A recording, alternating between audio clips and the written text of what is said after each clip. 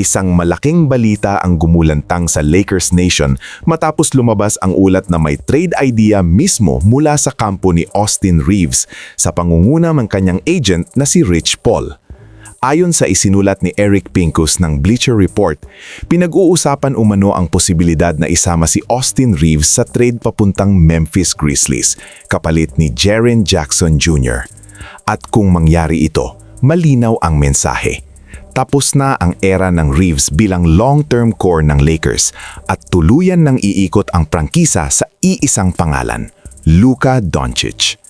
Sa proposed trade na ito, makukuha ng Lakers sina Jaren Jackson Jr. at Vince Williams Jr. habang mapupunta naman sa Grizzlies sina Austin Reeves, Rui Hachimura, Maxi Kleber at isang $2.3 million trade exception. Mabigat ang pangalan na bibitawan ng Lakers lalo na't si Reeves ay inaasahang bibigyan ng max extension ngayong summer.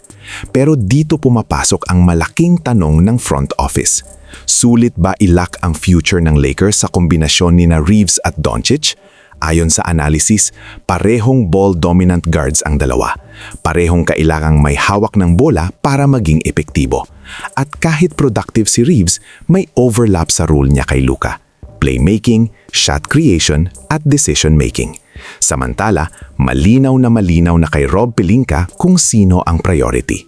Si Luka ang future ng Lakers at lahat ng desisyon ay iikot sa kung paano siya bibigyan ng tamang pieces para manalo ng championship sa susunod na dekada. Dito pumapasok si Jaren Jackson Jr., isang elite defensive big, dating Defensive Player of the Year at eksaktong uri ng kakampi na napatunayang gumagana kay Luka noong nasa Dallas pa siya. Athletic, mobile at kayang magprotekta ng ring.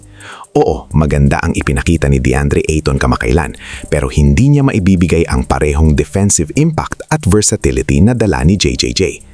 Ayon nga kay Pincus, mula sa punto de vista ni Rich Paul, mas magiging balanse ang Lakers kung depensa ang uunahin kaysa opensa.